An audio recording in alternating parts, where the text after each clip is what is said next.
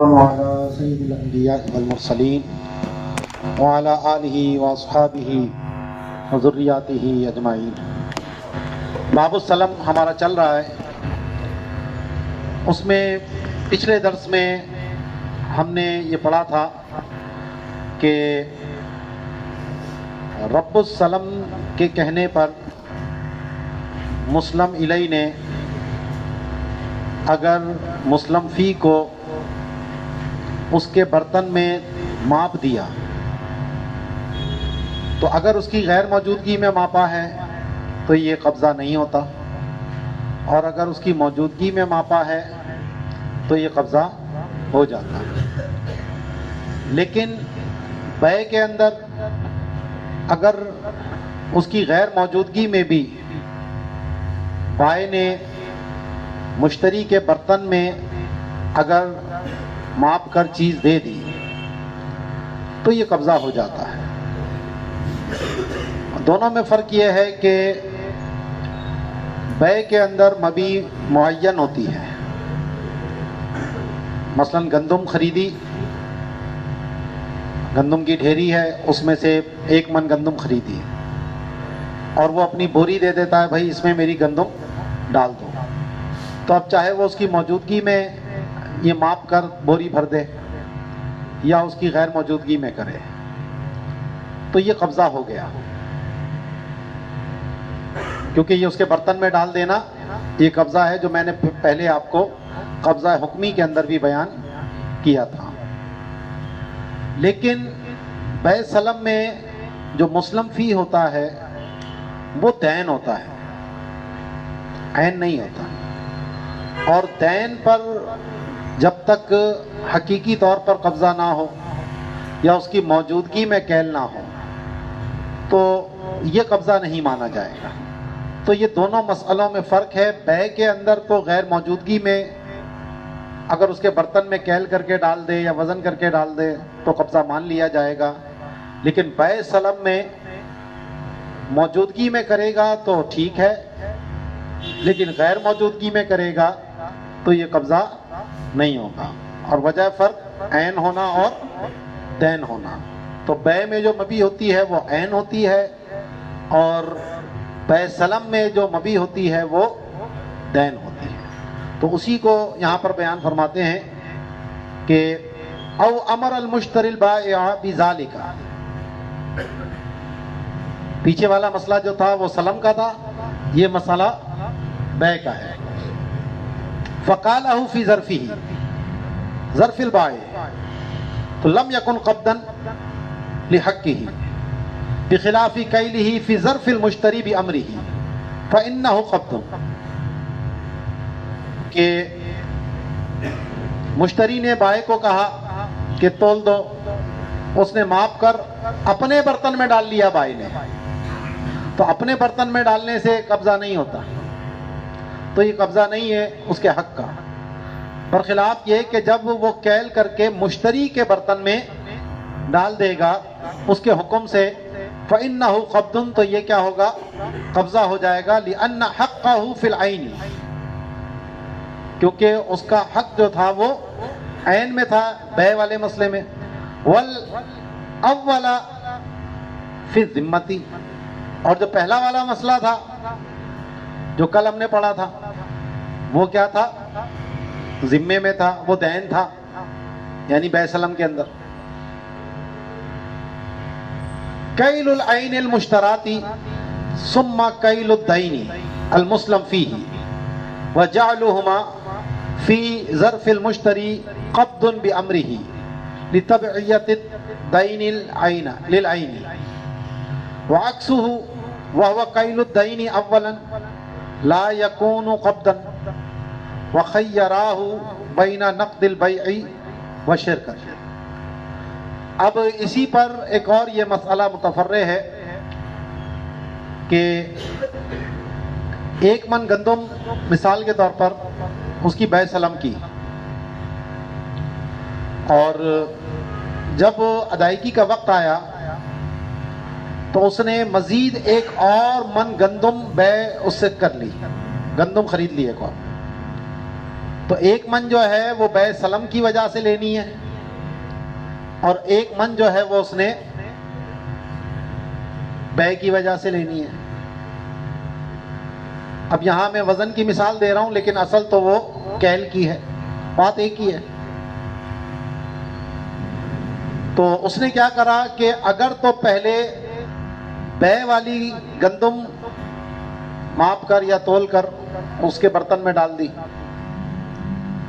اور پھر اس نے وہ جو بے سلم والی گندم تھی وہ تول یا ماپ کر اس میں برتن میں ڈال دی، دونوں مکس ہو گئی، تو یہ درست ہے، کیونکہ جو پہلے گندم ماپی یا تولی گئی تو وہ مشتری کی ہو گئی، اور اب جو مسلم فی آئی تو وہ اس کی ملکیت نہیں ملی، ٹھیک ہے نا، تو کوئی مسئلہ نہیں۔ لیکن اگر اس کے برعکس ہوتا کہ وہ پہلے مسلم فی اس کے اندر ڈالتا، اور یہ بات ہو رہی ہے اس کی غیر موجودگی میں، تو ابھی ہم نے پیچھے پڑھ لیا کہ رب السلم کی غیر موجودگی میں اگر کیل اس کے برتن میں ڈال بھی دیا جائے کیل کر کے تو بھی وہ قبضہ نہیں ہوتا۔ تو اگر پہلے اس نے بے سلم والی گندم ڈال دی تو ابھی یہ گندم کس کی ہے؟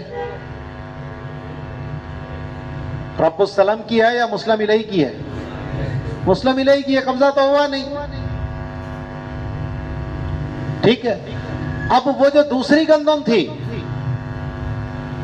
وہ تو عین ہے، وہ تو مشتری کی ہے، اس نے وہ کیل کر کر اس گندم میں مکس کر دی، تو امام اعظم کے نزدیک یہ جو خلط ہو گیا یہ استہلاک ہوتا ہے۔ تو گویا کہ یہ جو بے کے ذریعے گندم خریدی گئی تھی اس نے اپنی جو بے سلم والی گندم تھی جس پہ ابھی قبضہ نہیں ہوا، جب اس میں ڈالی تو وہ گندم فنا ہو گئی، استہلاک ہو گیا۔ اور آپ کو پتا ہے کہ جب مبی کا استہلاک ہو جائے تو بے کیا ہو جاتی ہے؟ باطل ہو جاتی ہے۔ تو امام صاحب کے نزدیک بے ختم، اور یہ ساری دونوں گندمیں کس کی ہیں؟ مسلم الیہ کی۔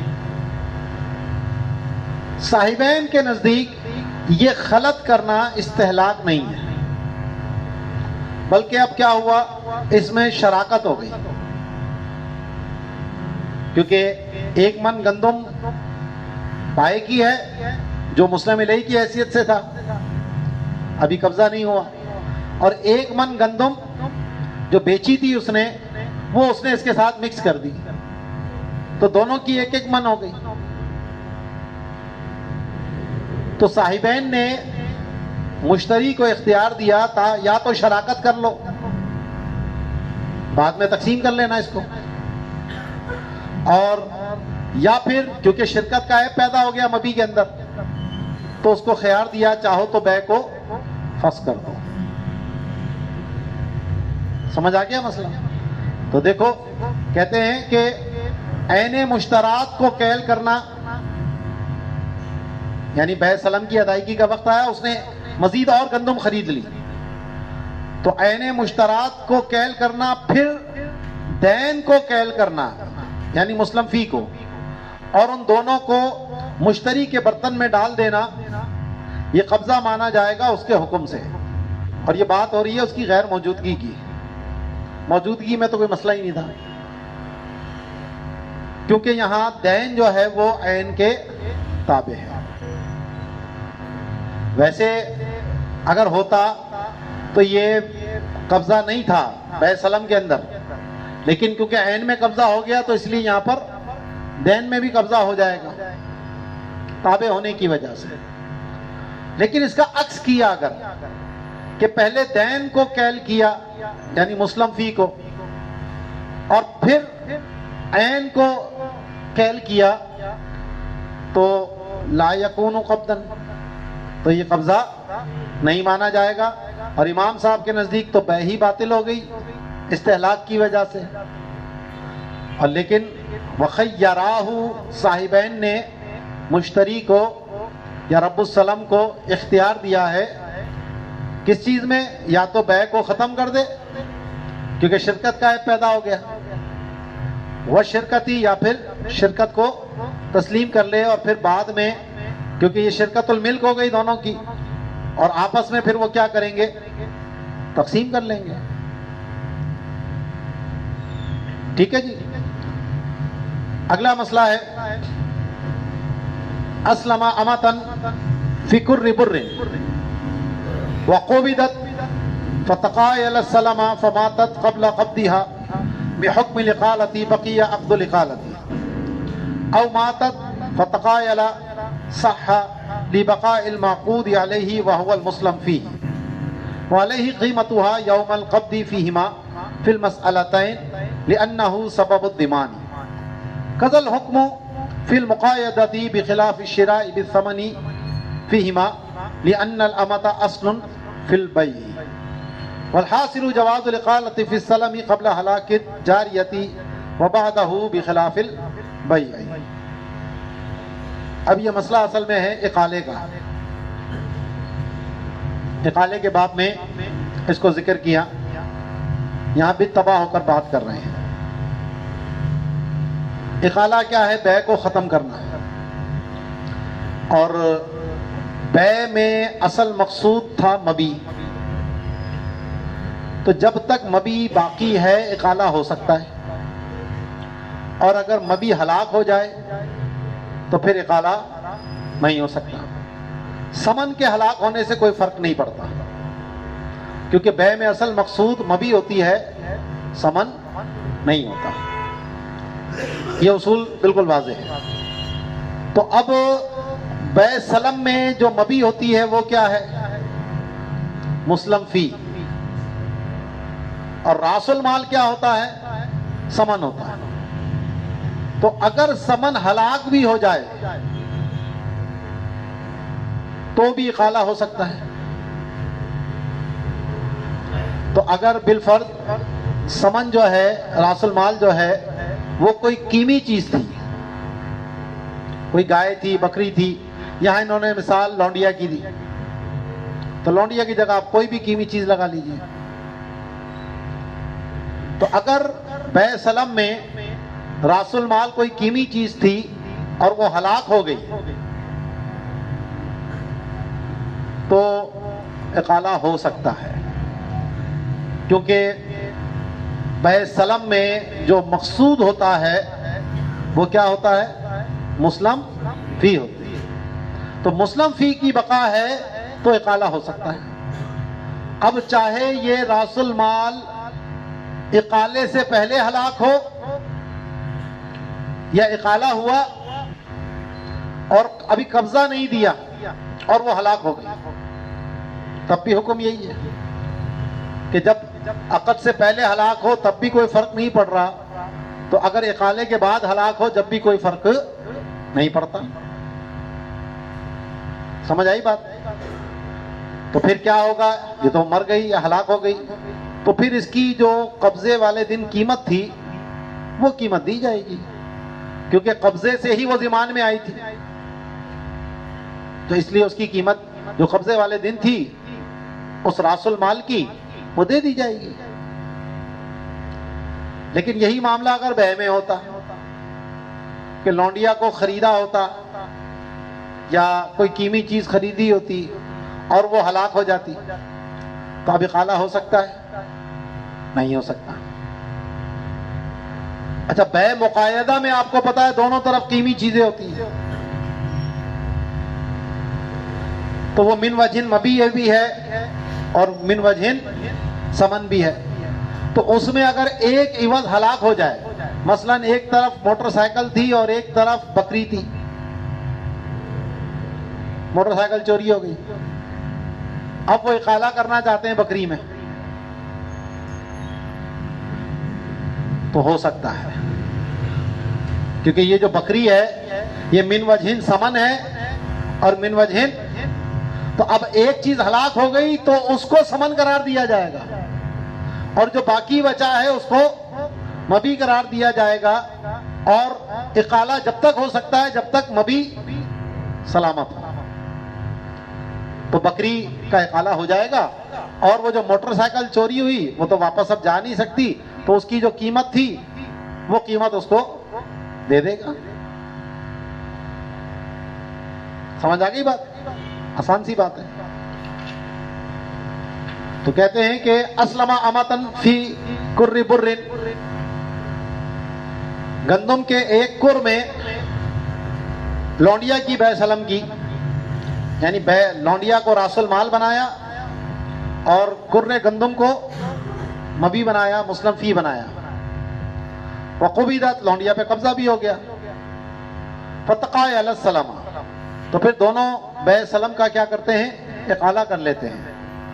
فماتت قبل قبضها بحکم الاقالتی، تو اقالے کے حکم کے اعتبار سے ابھی دوبارہ قبضہ نہیں ہوا تھا، مسلم الیہ کے پاس ہی وہ لونڈیا ہلاک ہو گئی، تو بقی عقد الاقالہ تھی، تو عقد اقالہ باقی ہے۔ او ماتت، یا لونڈیا پہلے ہی مسلم الیہ کے پاس مر گئی، فتقا علی، اور پھر بعد میں یہ اقالہ کرتے ہیں، تو صحا، تو بھی یہ اقالہ درست ہے۔ کیوں؟ کیونکہ معقود علیہ باقی ہے، اور معقود علیہ کیا تھی؟ وہ مسلم فی ہے، تو اب اس کے اوپر اس لونڈیا کی قیمت دینا لازم آئے گا جو اس کے قبضے کے دن تھی۔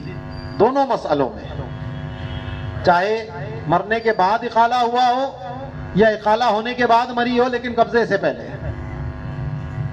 کیونکہ قبضہ جس دن قبضہ آیا تھا اسی دن یہ زمان کا سبب بنا۔ اور اسی طرح حکم ہے بیع مقایدہ میں، ٹھیک ہے، تو اگر ایک بھی عوض باقی ہے تو اقالہ ہو سکتا ہے، برخلاف شراء بالثمن کے دونوں مسئلوں میں، کہ لونڈیا پہلے ہلاک ہوئی یا اقالے کے بعد ہلاک ہوئی، تو اب ان دونوں صورتوں میں اقالہ باطل ہو جائے گا، کیونکہ اصل کیا تھی؟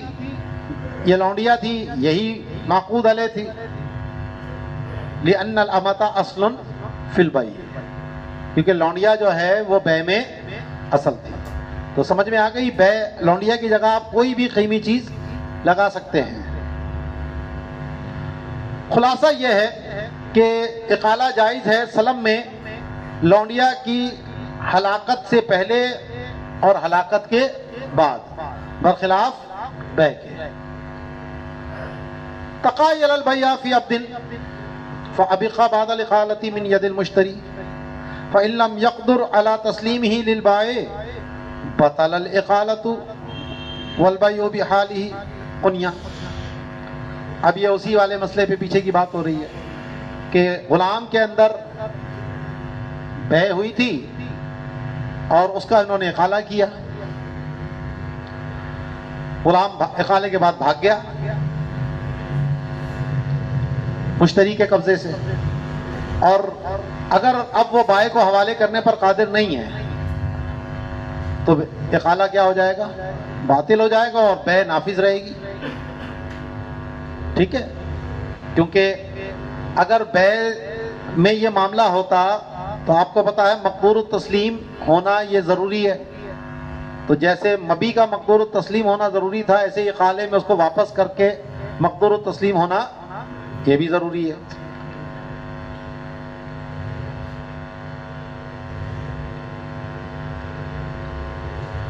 والقول لمدعی الرداءۃ والتعجیل لا لنافی الوصف وهو الرداءۃ والاجل۔ لنافی الوصف، یہ نافی کا مفعول بنے گا، یہ اصل میں لنا اور فی کر کے الگ الگ کر کے لکھ دیا انہوں نے، تو ایسا لگتا ہے یہ فی حرف جر ہے، تو یہ فی حرف جر نہیں ہے، نافی کا فی ہے یہ،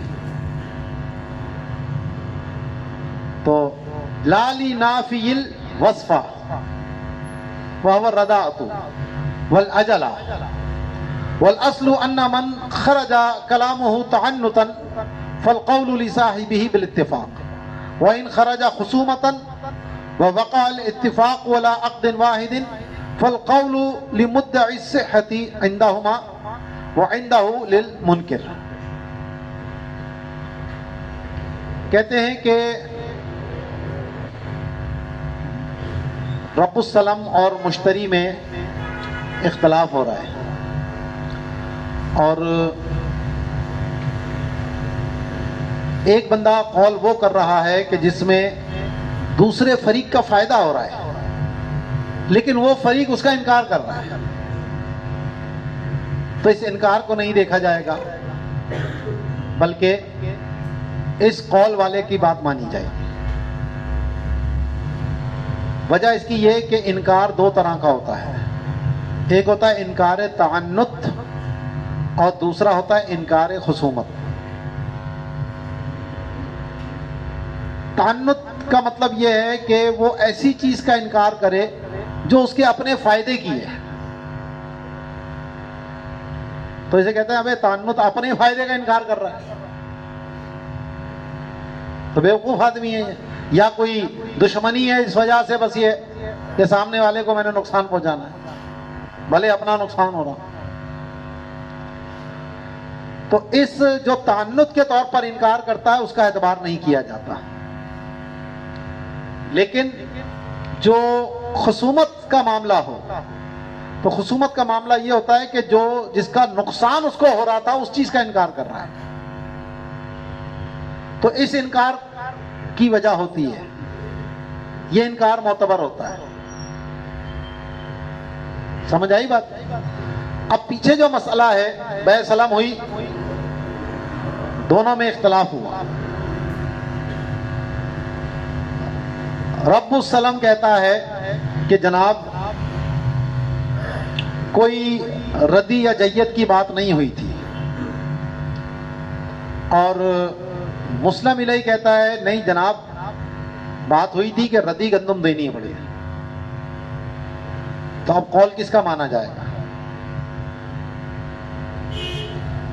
جو ردی گندم کی بات کر رہا ہے، کیونکہ ہم نے پیچھے پڑھ لیا کہ بیع سلم کے صحیح ہونے کے لیے ضروری ہے کہ اس کی صفت کا بھی بیان ہو.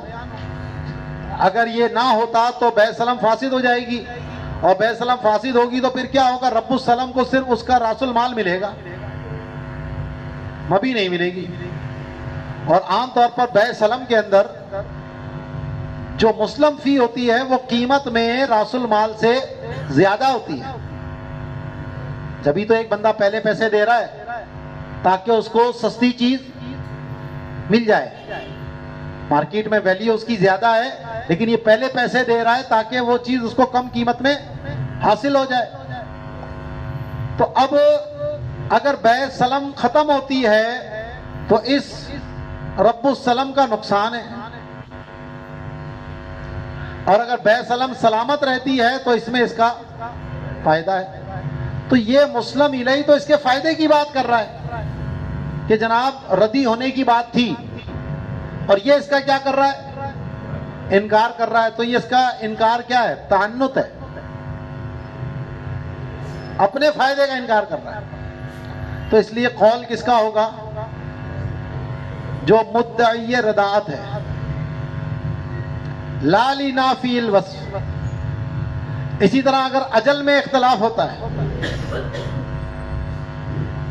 آپ کو پتا ہے کہ اگر بیع سلم میں اجل نہ ہو تو کیا ہوگا؟ بیع فاسد ہو جائے گی، راس المال واپس آئے گا.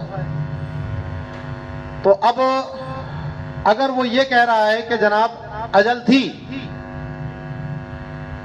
اور دوسرا کہہ رہا ہے نہیں جناب اجل نہیں تھی، تو وہ تو اس کے فائدے کی بات کر رہا ہے، کیونکہ اجل کو ثابت مانا جائے گا تو بیع سلم درست رہے گی، اور اگر آپ اجل کی نفی کر دیں گے تو بیع سلم ختم ہو جائے گی. تو اس لیے یہاں پر جو اجل کی بات کرے گا قول بھی اسی کا مانا جائے گا. ٹھیک ہے؟ تو کہتے ہیں قول جو ہے وہ مدعی رداعت کا ہوگا اور مدعی تعجیل کا ہوگا. نہ کہ جو وصف کا اور اجل کا انکار کر رہا ہے. اور اس میں اصل یہ ہے کہ جس کا کلام بطور تعنت کے آئے تو قول جو ہے وہ دوسرے فریق کا ہوگا، اس پہ سب کا اتفاق ہے. اور اگر اس کا یہ کلام بطور خصومت کے ہے، خصومت کا مطلب کیا ہے کہ اپنے نقصان والی چیز کا انکار کرے، تو پھر اور دونوں کا ایک عقد پہ اتفاق ہے، جیسے یہاں بے سلم کی بات ہو رہی ہے، تو قول جو ہے پھر مدعی صحت کا ہوگا امام صاحب کے نزدیک، اور صاحبین کے نزدیک منکر کا ہوگا. یہاں جو متن میں انہوں نے نقل کیا اس میں تسامح ہوا ان سے. امام صاحب کے نزدیک مدعی صحت کا قول ہوتا ہے اور صاحبین کے نزدیک قول جو ہے وہ منکر کا ہوتا ہے. وَلَوِ اخْتَلَفَا فِي مِقْدَارِهِ.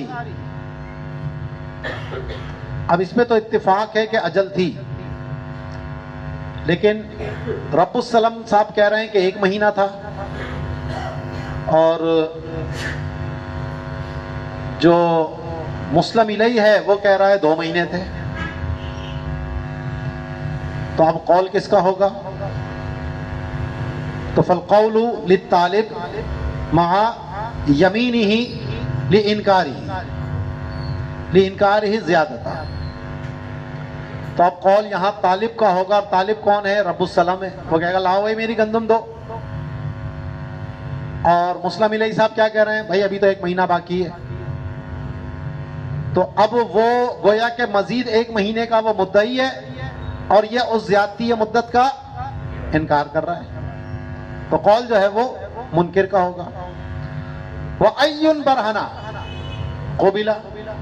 اور جو بھی گواہ لے کر آ جائے گا تو اس کی گواہی قبول ہو جائے گی. وَإِن بَرْهَنَا. اور اگر دونوں ہی گواہ لے کر آ گئے تو قُضِيَ بِبَيِّنَةِ الْمَطْلُوبِ لِإِثْبَاتِهَا الزِّيَادَةَ. تو پھر یہاں پر مطلوب کی گواہی کو تسلیم کیا جائے گا، فیصلہ اس کے مطابق ہوگا، کیونکہ وہ زیادتی کو ثابت کر رہا ہے. قول منکر کا تھا، اور گواہی جو ہے پھر اولا اس کی ہوگی مسلم الیہ کی. وَإِنِ اخْتَلَفَ فِي مَضْيِهِ. اس پہ تو اتفاق ہے کہ 1 مہینے کی مدت تھی، لیکن اس میں اختلاف ہے کہ وہ مہینہ ابھی پورا ہوا یا نہیں ہوا. رب السلام کہہ رہا مہینہ گزر گیا، لاؤ میری گندم دو. مسلم الیہ صاحب کہہ رہے نہیں بھائی ابھی تو مہینہ باقی ہے. مہینہ کہاں ہوا؟ ابھی تو 5 دن پڑے ہوئے. تو فالقول للمطلوب. تو یہاں پر قول مطلوب کا ہے، کیونکہ جب اجل میں اتفاق ہے 1 مہینہ تھی، تو اب اجل کا ہونا اصل ہے اور اجل کا گزرنا امر عارض ہے. تو امر عارض کو ثابت کرنا پڑے گا، اور جو اصل کی بات کرے گا اس کو گواہ سے ثابت کرنے کی ضرورت نہیں ہے، وہ اصل کی بات کر رہا ہے. تو فالقول للمطلوب ای مسلم الیہ بیمینہ. تو قسم کے ساتھ اس کا قول معتبر ہوگا الا ان یبرہن الآخر. مگر یہ کہ دوسرا گواہ لے کر آ جائے. وَإِن بَرْهَنَا. اور اگر دونوں ہی گواہ لے کر آ گئے تو فَبَيِّنَةُ الْمَطْلُوب. تو یہاں پر مطلوب کی گواہی جو ہے وہ مانی جائے گی.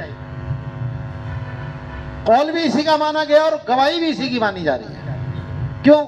کیونکہ جب یہ گواہ لے کر آ گیا تو گویا کہ اب مدت 1 ماہ نہیں تھی بلکہ 1 ماہ سے زیادہ تھی، کیونکہ یہ بھی کہہ رہا ہے یہ بھی کہہ رہا ہے، دونوں گواہ کہہ رہے ہیں. تو اس کا مطلب یہ ہے کہ مدت 1 مہینے سے زیادہ تھی. اس کی گواہی سے دن زیادہ ثابت ہو رہے ہیں، تو اسی لیے اس کی گواہی مانی جائے گی. وَلَوِ اخْتَلَفَا فِي السَّلَمِ. اور اگر سلم میں ہی اختلاف ہو گیا تو تحالفا استحساناً. تو دونوں سے قسم لی جائے گی اور پھر معاملے کو ختم کر دیا جائے گا. ٹھیک ہے جی، یہ سلم ہمارا یہاں پورا ہو گیا. آگے ہے والاستثناء. معدوم کی بے ناجائز ہے مگر جب بے سلم کے طور پر ہو. اور اس کی ایک دوسری صورت ہے استثناء. استثناء کیا ہے؟ کسی سے آرڈر پہ کوئی چیز تیار کروانا. اور اس میں بھی حقیقت میں معدوم کی بے ہوتی ہے.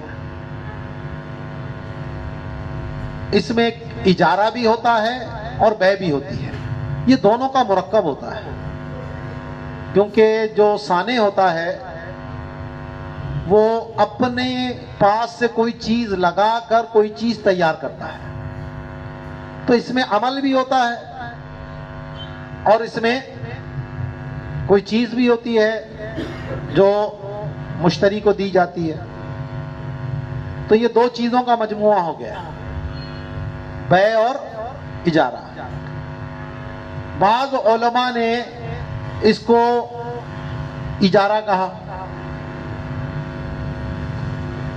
اور بعض نے کہا یہ بے ہے، کیونکہ اس میں جہتیں دونوں مختلف ہوتی ہیں۔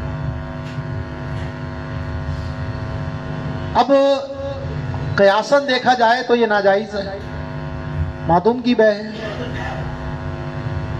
جو چیز کا وجود نہیں ہے ابھی، اور لیکن اس پہ استحسان ہے۔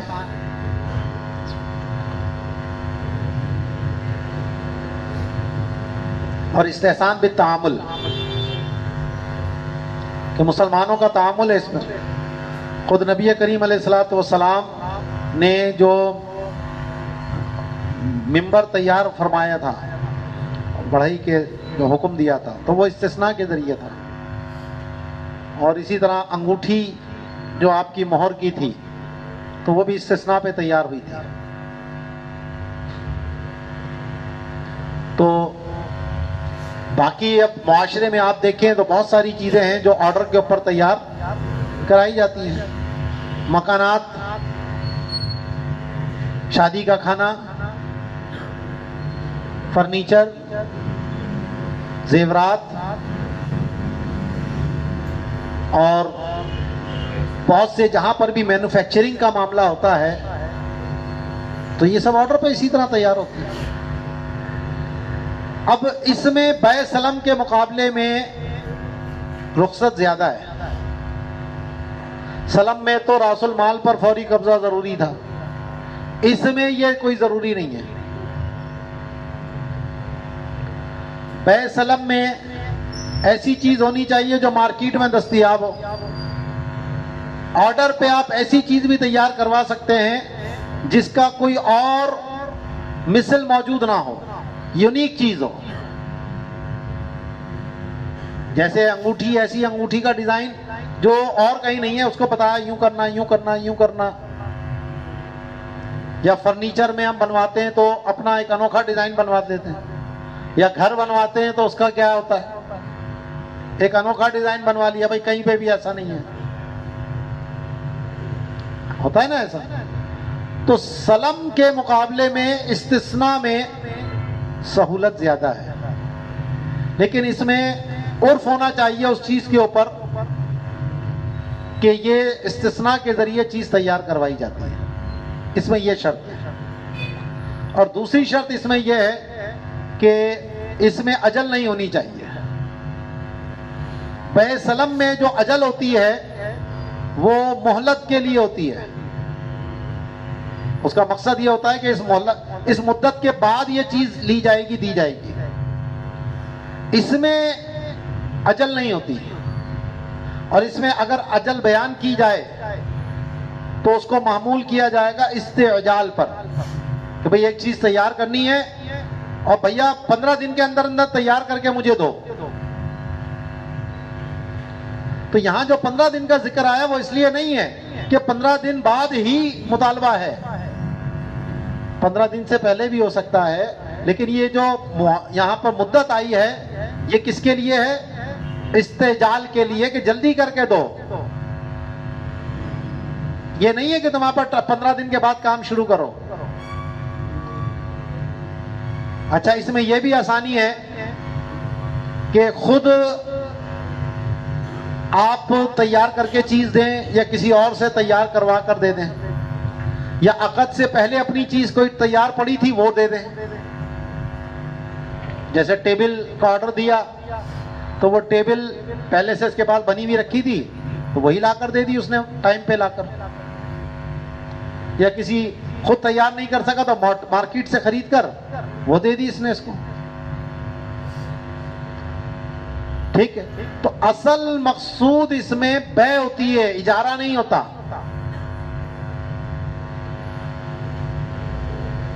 ٹھیک ہے، اس چیز کی سیل ہوتی ہے یہ. اچھا، ہمارے فقہائے احناف نے اس میں کیونکہ جو سانے ہیں اس کو اپنے پاس سے کوئی چیز لگانی پڑتی ہے، وہ ایک قسم کا نقصان ہوتا ہے اس کا، تو اس اعتبار سے انہوں نے اس کو کہا تھا کہ یہ بے لازم نہیں ہے. بے تو ہے لیکن یہ ایسے ہے جیسے دونوں طرف سے خیار ہو. بھائی نے اپنے لیے خیال رکھا، مشتری نے اپنے لیے خیال رکھا، تو بے منعقد تو ہو گئی لیکن لازم دونوں طرف سے نہیں ہوتی. تو یہ اس کو اس حکم میں رکھتے ہیں. لیکن امام ابو یوسف سے ایک روایت یہ ہے کہ یہ عقد لازم ہے اور دونوں میں سے کوئی نہیں پھر سکتا. اور ہمارا عرف یہی ہے کہ جب آرڈر پہ کوئی چیز دی جائے تو آرڈر لینے والا پھر اس سے پھر نہیں سکتا، کیونکہ ایک بندے نے جب آرڈر دیا تو وہ مطمئن ہو جاتا ہے کہ بھائی مجھے وقت پر فلاں چیز مل جائے گی. اور اب اگر یہ وقت پہ جب جائے گا نہیں میں تو نہیں کر رہا، تو پھر اس کو کیا ہوگا، مالی نقصان ہوگا، بعض اوقات بہت بڑے بڑے حرج ہو جائیں گے. اب بیٹی کی شادی کا جہیز تیار کروایا تھا اور جب لینے گئے تو وہ کہہ رہا ہے بھائی فقہ حنفی میں تو لازم ہی نہیں ہے مجھ پر. تو اب اس سے کیا ہوگا، معاشرے میں جس جھگڑے کی وجہ سے، مفضی الی النزاع کی وجہ سے کتنی ساری بیع فاسد ہوئی تھیں اور منع کیا گیا ان کو، تو وہاں اس سے زیادہ فساد تو اس میں آئے گا. کتنا بڑا جھگڑا ہوگا. بارات آئی ہوئی ہے اور باورچی کہتا ہے میں تو فقہ حنفی کے مطابق کھانا تیار کرنا مجھ پہ لازم نہیں ہے. کیا ہوگا پھر وہاں؟ صرف جھگڑا ہوگا، قتل و غارت گری تک بات پہنچ سکتی ہے. وہی مہمان آئے بیٹھے ہیں تو یہ باتیں کر رہا ہے. تو بھائی صاحب جس وجہ سے وہ سارے معاملات تھے، تو قطعی طور پر ہمارا عرف یہ ہے کہ یہ عقد لازم ہے، دونوں میں سے کسی کو اختیار نہیں. تو جب ایک روایت ہمارے فقہ حنفی کے اندر موجود ہے، امام ابو یوسف کا قول ہے، تو فتویٰ بھی اسی قول پر. اب کو یہ نہ کہے کہ جناب شامی میں یوں لکھا ہے، اسی لیے کہتے ہیں من لم یعرف عرف زمانی ہی فہو جاہل. سمجھ آئی؟ تو کہتے ہیں والاستثناء ہوا طلب عمل الصنعۃ بأجل ذکر علی سبیل الاستمحال لا بالاستعجال فإنه لا يصير سلما سلما فتعتبر شرائطه. کہتے ہیں کہ اگر استثناء اجل کے ساتھ ہے تو وہ سلم ہوتا ہے، کیونکہ اجل ہی سلم کو اور استثناء کو الگ کر دیتی ہے. تو اگر اس میں اجل لگائی گئی ہے، اور اجل آپ کو پتا ہے کم از کم کتنی ہوتی ہے، 1 ماہ، اور وہ 1 ماہ ذکر کرنا بطور استمحال کے ہو، مہلت دینے کے ہو، استعجال کے طور پر نہ ہو. کیونکہ اگر استعجال کے طور پر ہے تو پھر وہ سلم نہیں ہوگا.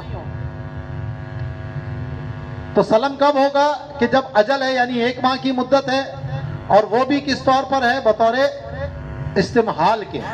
تو پھر وہ استثناء نہیں ہے بلکہ کیا ہے؟ سلم ہے. اور جب سلم ہے تو پھر اس کی شرائط کا اعتبار کیا جائے گا. اگر وہ شرائط پوری ہیں تو ٹھیک ہے، بے سلم صحیح ہو جائے گی، ورنہ سلم فاسد ہو جائے گی. جرا فیہ تعامل عملہ، چاہے وہ چیز ایسی ہے کہ جس میں آرڈر کے ذریعے چیز تیار کی جاتی ہو، تعامل ہے، یا پھر تعامل نہ ہو امام صاحب کے نزدیک. اور صاحبین کے نزدیک اگر اس میں تعامل ہے اور اجل بھی آ رہی ہے، اور اجل 1 مہینے کی بھی ہے، تو وہ کہتے ہیں کہ پھر ہم اس کو سلم نہیں کہیں گے، استثناء کہیں گے. اور پھر وہ اس اجل کو محمول کر لیتے ہیں استعجال کے اوپر. کیونکہ ابھی میں نے آپ کو بتایا کہ اجل اگر استعجال کے لیے ہو جائے تو پھر سلم نہیں رہتا، تو وہ اس اجل کو کس پر معمول کرتے ہیں؟ استعجال پر. تو کہتے ہیں پھر جب تعامل ہے اور کہنے والے کرنے والے کا مقصد بھی استثناء ہے اور صرف خرابی اس اجل کی وجہ سے آ رہی تھی، تو ہم اس اجل کو کیا کر دیں گے؟ ٹھیک ہے جی. تو وقال الاول استثناء، کہ پہلی صورت یعنی جس ایسی چیز تیار کی گئی ہے، کرائی جا رہی ہے جس پہ عرف جاری ہے، تعامل جاری ہے، تو پھر اس کو وہ کیا کہتے ہیں؟ استثناء کہتے ہیں. اور اگر تعامل جاری نہیں ہے تو پھر اس کو وہ بھی سلم کہتے ہیں. وَبِدُونِهِ أَيَّ الْأَجَلِ فِي مَا فِيهِ تَعَامُلُ النَّاسِ كَخُفٍ وَقُمْقُمَةٍ وَتَسْتٍ بِمُهْمَلَةٍ. وَذَكَرَهُ فِي الْمَغْرِبِ فِي الشِّينِ الْمُعْجَمَةِ وَقَدْ يُقَالُ تَسُوت صح الاستثناء بيئا لا عدة على الصحيح، کہ اگر اجل کے بغیر ہے ان صورتوں میں کہ جس میں لوگوں کا تعامل ہے، جیسا کہ موزے تیار کروائے جاتے تھے، چمڑے کے موزے جو ہوتے تھے، یا قمقمے ہوتے تھے، یا برتن ہوتے تھے، تسلے کو کہتے ہیں، تسلا بھی کہتے ہیں، تشلا بھی کہتے ہیں اس کو. یہ ہمارے اردو میں بھی شین اور سین دونوں کا پھڈا ہے، جیسے عربی میں پھڈا ہے. اس کو تست بھی بولتے ہیں اور تشت بھی بولتے ہیں. اسی سے آیا پلیٹ کو تشتری کہتے ہیں، اور اسی سے آیا وہ جو اڑتی ہوئی ہو تو اس کو اڑن تشتری کہتے ہیں. وہ پلیٹ کی طرح ہوتی ہے نا تو اڑن تشتری، یہ اسی سے ہے. یہ تو تست محملہ کے ساتھ، اور مغرب کتاب کے اندر انہوں نے اس کو شین معجمہ کے ساتھ بیان کیا، یعنی تشت، اور اس کی جمع جو ہے وہ تسوت اور تشوت دونوں آتی ہیں. بلب وہ اس دور میں ہوتے ہوں گے، قمقمے بنتے ہوں گے.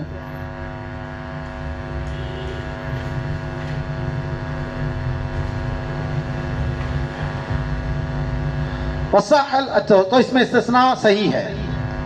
اب اس میں ایک یہ اختلاف ہے کہ یہ بے ہے یا وعدہ ہے. تو بعض علماء نے اس کو کہا کہ یہ وعدہ ہے، وعدہ بے، اور جب وہ چیز تیار ہو کر آتی ہے اور قبضے کا لین دین ہو جاتا ہے تو پھر بے تعاتی منعقد ہو جاتی ہے. اصلاً وعدہ تھا کیونکہ لازم نہیں ہے، اور جب بن کر آئی چیز تو پھر لین دین ہوا تو بے تعاتی ہو گئی. لیکن صحیح یہ ہے کہ یہ بے ہے، وعدہ نہیں ہے. تو کہتے ہیں کہ یہ بے کے طور پر صحیح ہے، نہ کہ وعدے کے طور پر الگ صحیح، صحیح قول پر. یہی مذہب ہے فقہ حنفی کا. ثم فرع علیہ بقولہ، اور پھر اسی پر تفریع کی اپنے اس قول کے ساتھ کہ فیجبر الصانع علی عملہ ولا یرجع العامر عنہ ولو کان عدۃ لما لزم. اب یہ پیچھے میں نے آپ کو بتایا کہ فقہ حنفی کا جو اصل مذہب ہے وہ یہ ہے کہ بے استثناء میں دونوں طرف لزوم نہیں ہوتا، اور یہ اس بے کی طرح ہے کہ جس میں دونوں طرف خیار ہو، خیر شرط ہو. لیکن یہ جو بات اب ماتن کہہ رہے ہیں کہ صانع کو مجبور کیا جائے گا اس کے کام پر اور عامر اس سے رجوع نہیں کر سکتا، تو یہ بات تو اس کے خلاف ہے. سمجھ آئی؟ کیونکہ آگے خود کہہ رہے ہیں کہ وہ اختیار نہیں ہے اور اس کو اختیار ہے، اور یہاں کہہ رہا ہے رجوع نہیں کر سکتا. تو علامہ شامی نے یہاں پھر پوری بحث کی اور بتایا کہ اس عبارت کا تعلق جو ہے وہ اس صورت میں ہے کہ جب وہ بطور سلم کے ہو. کیونکہ سلم ابھی پیچھے کہا نا، اگر مہلت کے ساتھ ہے اور 1 ماہ کی مدت ہے تو وہ سلم ہے. تو پھر جب سلم ہے تو پھر وہاں لازم ہے وہ. تو یہ جو عبارت ہے، اور ان کو ایک بدائے کی عبارت سے تھوڑا سا یہ شبہ لگا اور انہوں نے مطلقاً یہ حکم لگا دیا تو یہ حکم اس صورت میں تھا کہ جب وہ سلم کے طور پر ہو. وَإِلَّا لَا جَبْرَ عَلَيْهِمَا، تو اصل فقہ حنفی کے اندر ان دونوں پر کوئی جبر نہیں ہے، نہ وہ کام کرنے پر مجبور نہ وہ لینے پر مجبور. تو یہ جو انہوں نے بات کہی اس کو بیع ہونے پر متفرع کیا، حالانکہ جب دونوں طرف خیار ہو تو پھر تو دونوں طرف ہی لازم نہیں ہوتے، دونوں ہی بیع ہونے کے باوجود مجبور نہیں ہوتے.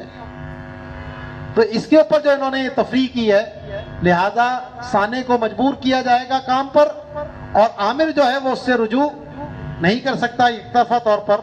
تو اگر یہ وعدہ ہوتا تو پھر یہ لزوم نہ ہوتا. والمبی هو العین لا عمله خلافا للبردعی. اب اجارے میں یہ اس میں استثناء میں جو اصل معقود علیہ ہے وہ مبی ہے، یعنی عین، عمل نہیں ہے. علامہ بردعی نے کہا نہیں، اس پہ کام اصل ہے اور جو عین ہے وہ اس کے تابع ہوتا ہے. جیسے رنگ ریز کو کپڑا رنگنے کے لیے دیا تو رنگنا اصل چیز ہے اور رنگ جو ہے وہ اس کے تابع ہوتا ہے. تو رنگ ریز اپنا کپڑا میں اپنا رنگ لگاتا ہے، لیکن صرف رنگ مقصود نہیں ہوتا، رنگنا مقصود ہوتا ہے. اسی لیے اگر غلط رنگ دے گا تو کیا ہوتا ہے؟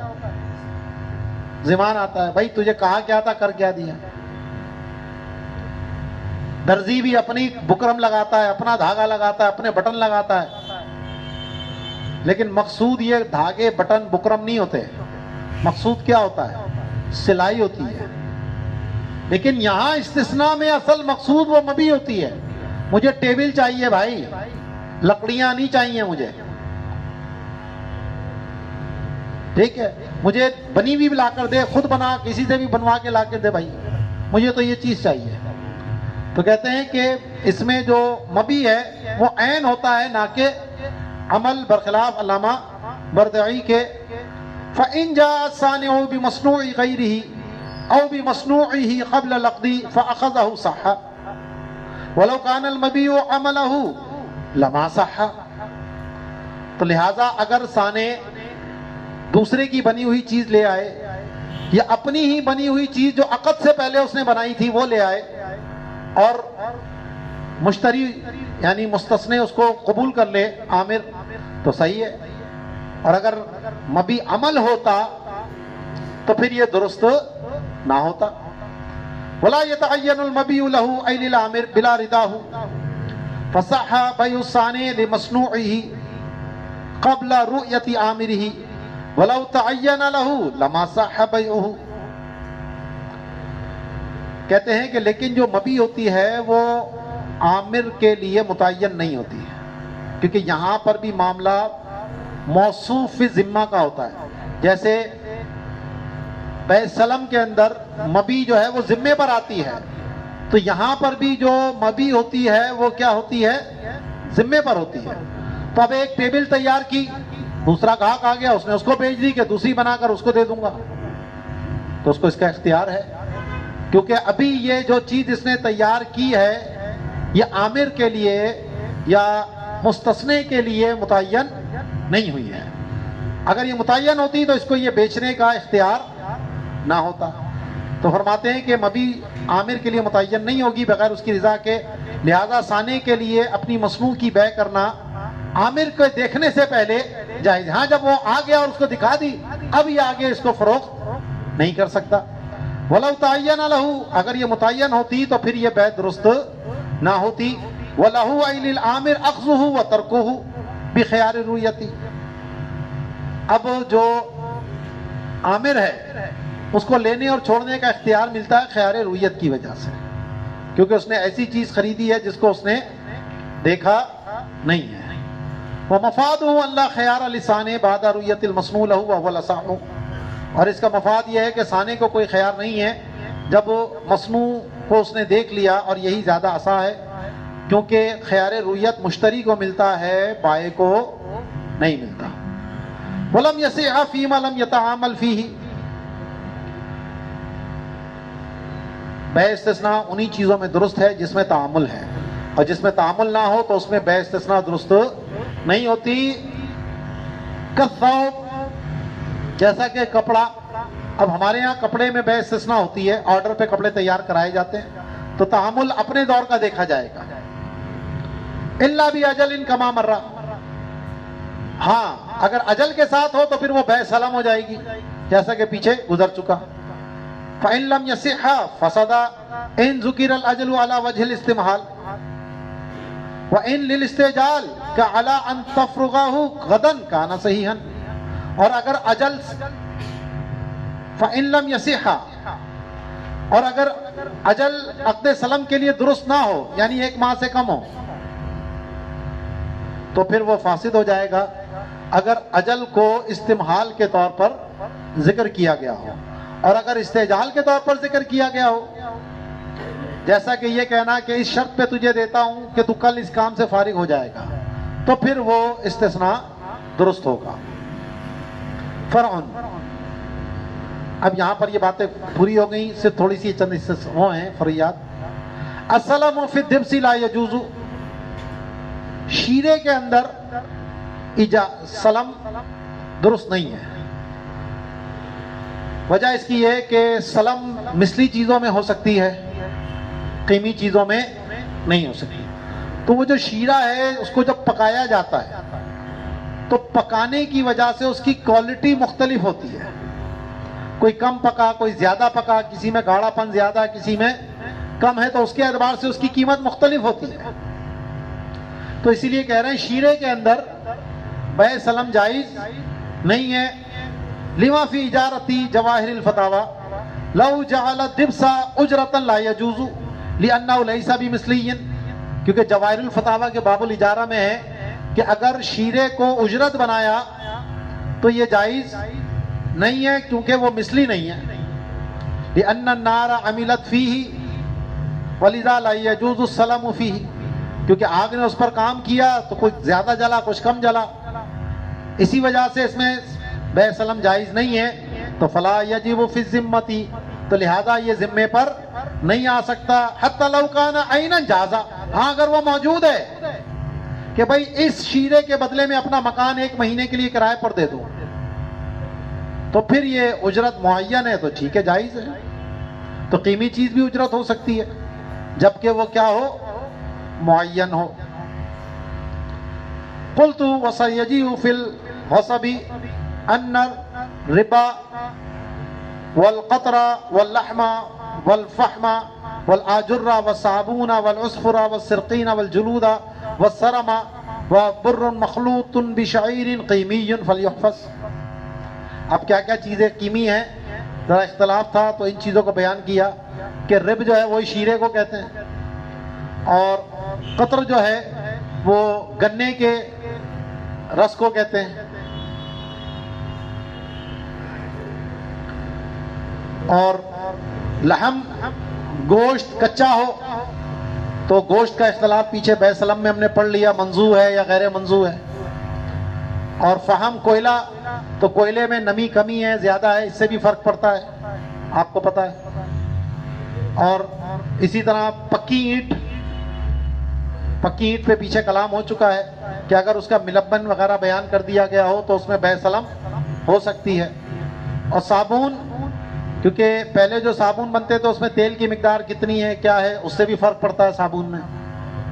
اسی طرح جو عصفر بوٹی ہوتی تھی اور جو گوبر ہے، سوکھا ہے گیلا ہے، تو اس سے کھاد وغیرہ بنائی جاتی تھی. ظاہر ہے گیلا گوبر اس کو سکھانا پڑتا ہے پہلے. اور اسی طرح جو جلود کھال ہے، سرم بھی کھال کو ہی کہتے ہیں، اور اس میں پیچھے ہو چکا ہے کہ اگر اس کی کوئی مقدار بیان کر دی جائے، اتنی لمبی اتنی چوڑی ہوگی، تو اس میں بھی بے سلم ہو سکتی ہے. اور وہ گندم کے جو جو میں ملا دی گئی ہو، تو یہ سب قیمتی چیزیں ہیں. ٹھیک ہے جی، یہاں پر ہماری یہ بے سلم کا باب مکمل ہوا. انشاءاللہ اگلا جو درس ہوگا وہ ہم بے مرابحہ